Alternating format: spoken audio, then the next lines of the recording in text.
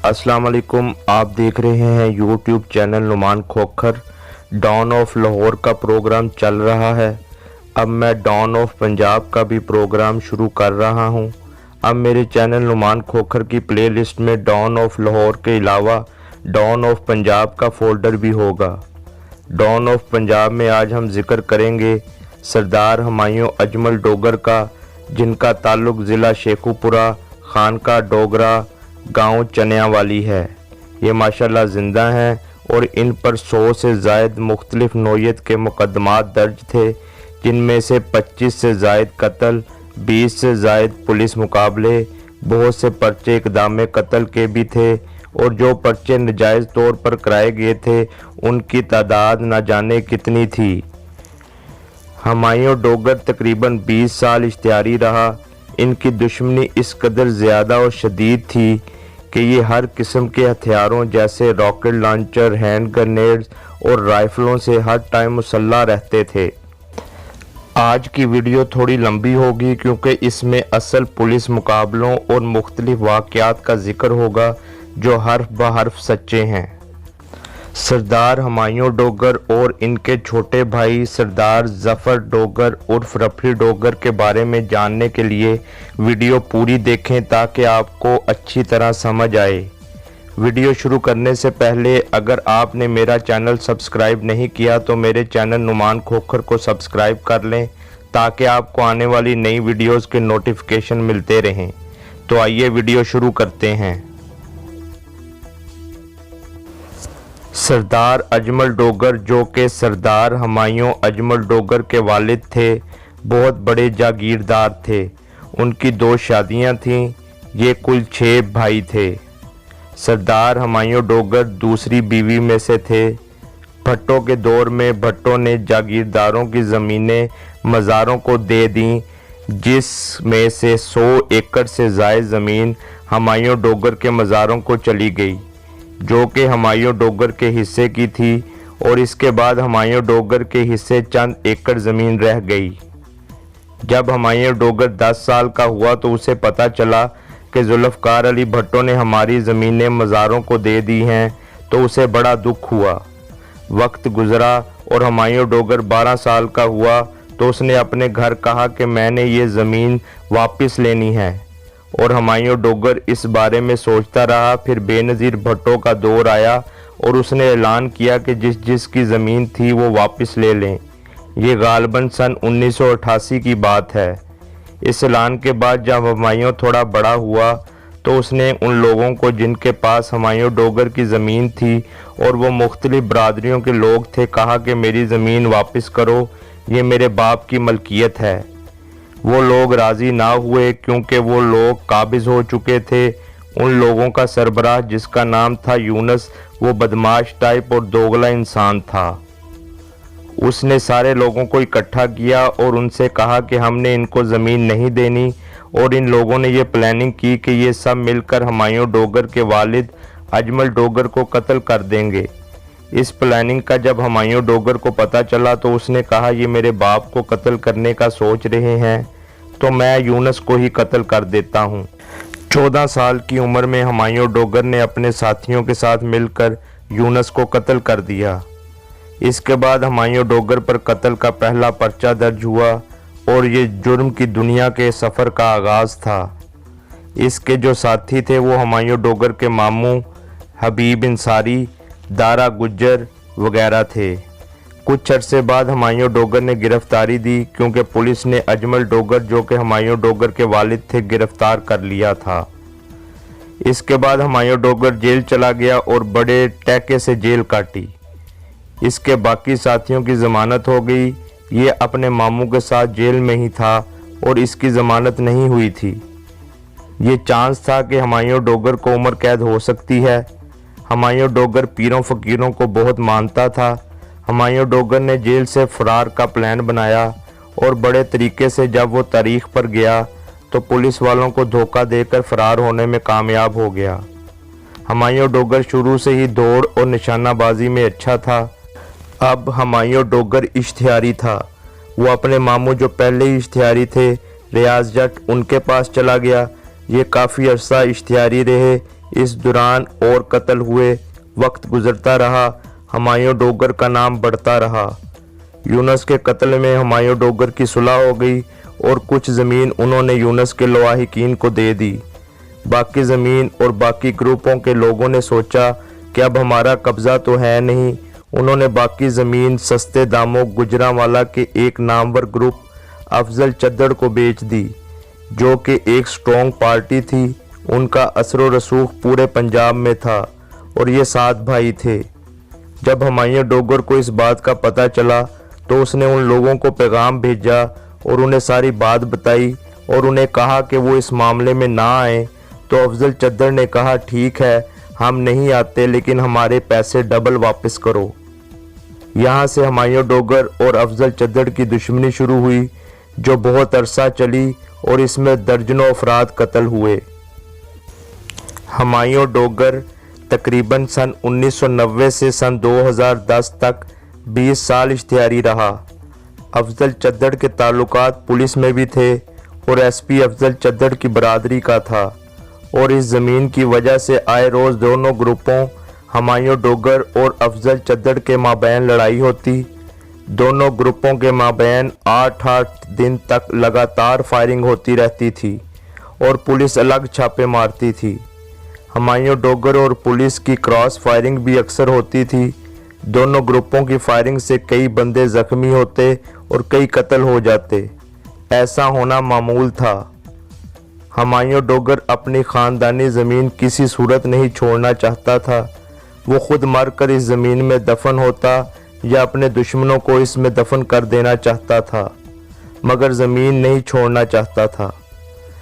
एक वाक़या आपको सुनाता हूँ। हुमायूं डोगर जब इश्तिहारी था तो एक रात मोटरसाइकिल पे अपने साथी के साथ चनियावाली से गखड़गिल जा रहे थे, जहाँ पर ये अक्सर अपना कुछ टाइम गुजारता था, क्योंकि वहाँ जिसके पास हुमायूं डोगर जाता था वो एक नामवर सियासी शख्सियत थी, जिसकी वजह से वहाँ पुलिस रेड नहीं करती थी। रास्ते में इनको 3 डकैतों ने रोका, जो पहले से ही वहाँ पर नाका लगाकर खड़े थे। वो भट्टी बरादरी से थे और पुलिस को कत्ल डकैती के बहुत से पर्चों में इंतहाई मतलूब थे और हर आने जाने वाले को लूटते थे। अवाम उनसे बहुत तंग थी।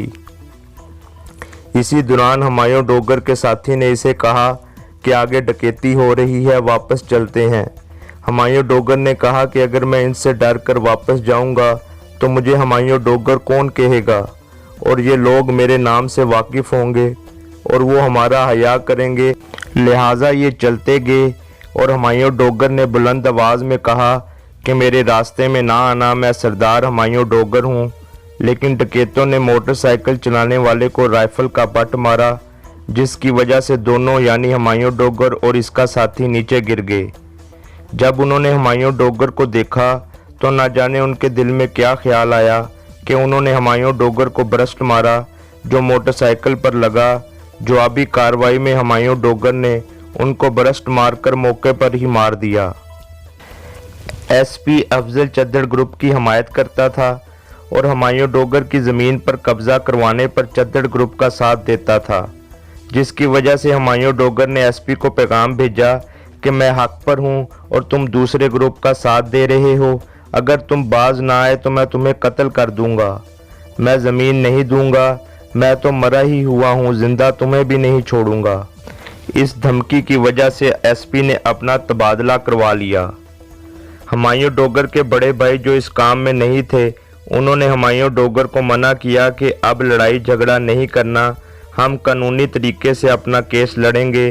तो हुमायूं डोगर ने अपने बड़े भाई की बात मान ली और वक्ती खामोश हो गया। इसके बाद अफजल चद्दड़ ने भरपूर तैयारी के साथ दोबारा ज़मीन पर कब्जे की कोशिश की और मुसल्लह ग्रुप के साथ वहां पहुंचा। जब ये बात हुमायूं डोगर के छोटे भाई सरदार जफ़र डोगर उर्फ रफरी डोगर को पता चली तो अपने एक साथी के हमरा वहां पहुंचा और अकेले ही उनको रोका। सारी रात फायरिंग का तबादला हुआ, लेकिन रफरी डोगर डटा रहा। इस कार्रवाई का बाद में हुमायूं डोगर को पता चला, जो वहां नहीं था, तो उसे बड़ा दुख हुआ। उसने रफरी डोगर को पैगाम भेजा कि ना लड़ो, वापस आ जाओ, बड़े भाई के हुक्म के मुताबिक चलना है। क्योंकि वो नहीं चाहते कि मज़ीद कत्ल हों, आगे ही बहुत कत्ल हो चुके थे। लिहाजा रफरी डोगर भी वापस आ गया और चद्दड़ ग्रुप का ज़मीन पर कब्ज़ा हो गया। हुमायूं डोगर के बड़ों ने पुलिस से राब्ता किया, लेकिन मामला ना बना और चद्दड़ ग्रुप ने वहां ज़मीन पर तामीर शुरू करा दी और वहां पर डेरा बना लिया, जिसमें मोर्चे भी शामिल थे।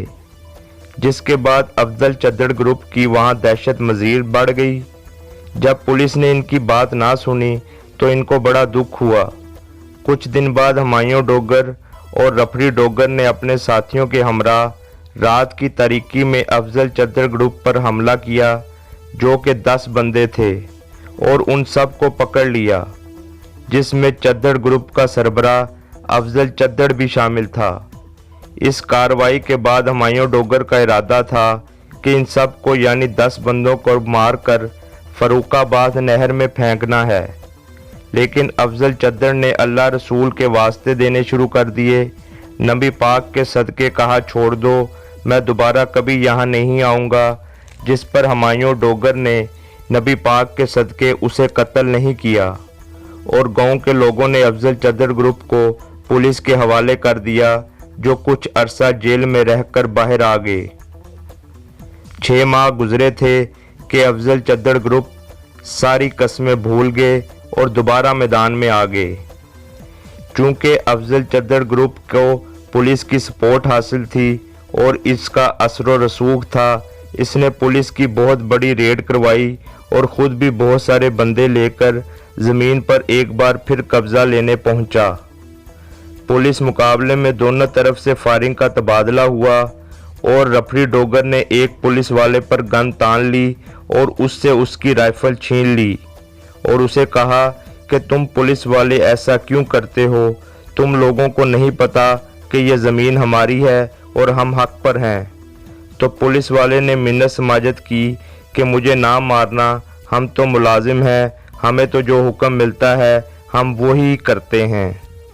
लिहाजा हुमायूं डोगर के कहने पर रफरी डोगर ने पुलिस वालों को छोड़ दिया, लेकिन अफजल चद्दड़ ने कब्जे की कोशिश जारी रखी और ज़मीन की तरफ बढ़ते गए और जब बिल्कुल डेरे के करीब पहुंचे तो रफरी डोगर ने राइफल का ब्रस्ट मारा, लेकिन वो बच गए और फरार हो गए।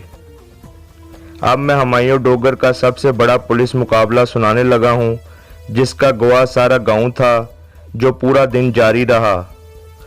छोटी ईद के चंद दिन बाद का जिक्र है कि ये सिर्फ 2 भाई हुमायूं डोगर और रफरी डोगर ही थे और उनके साथ और कोई साथी नहीं था। इस पुलिस मुकाबले में तकरीबन 500 से ज़ायद अहलकारों ने हिस्सा लिया था, जिसमें एलीट फोर्स के कमांडोज भी शामिल थे। सूरत हाल ऐसी बनी कि फायरिंग के तबादले के दौरान दोनों भाइयों को एक ही घोड़ी, जिसका नाम रानो था और जल्दी में उस पर काठी भी नहीं लगाई गई थी, फरार हुए। हुमायूं डोगर घोड़ी दौड़ा रहा था, जबकि रफरी डोगर पीछे की तरफ मुंह करके बैठा था, यानी दोनों की कमर एक दूसरे की तरफ थी। पुलिस का घेरा तोड़ा और हुमायूं सामने की तरफ से फायरिंग करता, जबकि रफरी डोगर पीछे की तरफ से फायरिंग करता। पुलिस पार्टी पीछे लगी और बहुत ताक़िब हुआ, फायरिंग भी जारी रही और पुलिस ने इलाके की नाकाबंदी भी कर ली। फरार के दौरान रेलवे लाइन आ गई, पुलिस पीछे थी, रेलवे लाइन क्रॉस करना थी। हुमायूं डोगर ने अल्लाह को याद किया, नारा हैदरी बुलंद किया और घोड़ी को ऐसी एड़ी लगाई कि घोड़ी ने छलांग लगाकर रेलवे लाइन की क्रॉसिंग पार की। अल्लाह की मदद हुमायूं डोगर के साथ थी। किस्सा मुख्तसर, ये लोग फरार होने में कामयाब हो गए। अब बात करता हूँ हुमायूं डोगर पर कातलाना हमले की, जिसमें इसका साथी कत्ल हो गया, जो कि हबीब अंसारी था। ये किस्सा ऐसा है कि SHO ने इन दोनों ग्रुपों का मौक़िफ़ सुनने के लिए उन्हें थाने बुलाया और अफजल चद्दड़ ग्रुप ने हुमायूं डोगर को कत्ल करने का प्लान बनाया। जब हुमायूं डोगर के बड़े थाने चले गए और हुमायूं अपने डेरे पे था, तो अफजल चद्दड़ ने उस पर हमला कर दिया। दोनों तरफ से फायरिंग का तबादला हुआ और इस हमले में हुमायूं डोगर की राइफल ख़राब हो गई और एक गोली हबीब अंसारी को लगी, जिससे वो कत्ल हो गया। हमलावर फरार हो गए, जबकि इस कत्ल का पर्चा अफजल चद्दड़ पर हुआ और वो जेल चला गया। अब रफड़ी डोगर की गिरफ्तारी की बात करते हैं। बड़ों की मुशावरत से रफड़ी डोगर को पेश करने का मंसूबा बनता है, लेकिन इसकी इतला मुखालफ ग्रुप को मिल जाती है और वो पुलिस की मदद से इनके गांव में छापा मारते हैं। ये इस कदर खुफिया छापा था कि रफड़ी को संभलने का मौका न मिला, जबकि हुमायूं डोगर फरार होने में कामयाब हुआ। जबकि रफड़ी डोगर गिरफ्तार हुआ और पुलिस के आला अफसरान रफड़ी डोगर की गिरफ्तारी पर बहुत खुश थे। रफड़ी जेल चला गया। शेखुपुरा जेल में दोनों ग्रुप जेल काट रहे थे। 1 तारीख के दौरान चद्दड़ ग्रुप ने अकेले रफड़ी डोगर पर हमला करके उसे जख्मी कर दिया, जिसके जवाब में थोड़ी देर बाद ही रफड़ी डोगर ने भी अफजल डोगर को शदीद जख्मी कर दिया। अफजल चद्दड़ को हबीब अंसारी के कत्ल में सजाए मौत हो गई, जबकि रफड़ी डोगर रहा होकर घर आ गया। बाद में अफजल चद्दड़ की सजाए मौत उम्र कैद में बदल गई और वो भी सज़ा पूरी करने के बाद बाहर आ गया।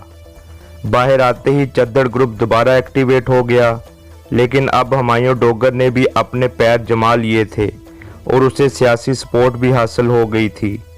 जबकि अफजल चद्दड़ ग्रुप ने थाने दरख्वास्त दी।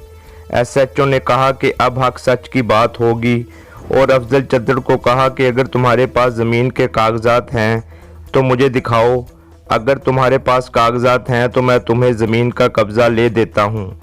लेकिन उसके पास कोई सबूत नहीं था और वो झूठे होकर चले गए, लेकिन अपनी कार्रवाइयों से बाज ना आए। अब बहुत टाइम गुजर चुका था और इंतकामी कार्रवाइयाँ कम हो चुकी थी। हुमायूं डोगर अपनी दुश्मनी कम करने लगा और उसके बहुत से पर्चे खारिज हो गए, लेकिन अभी भी कुछ बाकी थे। पुलिस ने फिर रेड की और अब हुमायूं डोगर ने मोअज़्ज़िज़ीन की मौजूदगी में खुद गिरफ्तारी दी तो हर तरफ शोर मच गया। 20 साल इश्तिहारी रहने के बाद हुमायूं डोगर ने गिरफ्तारी दी थी। लोग इसके साथ थे।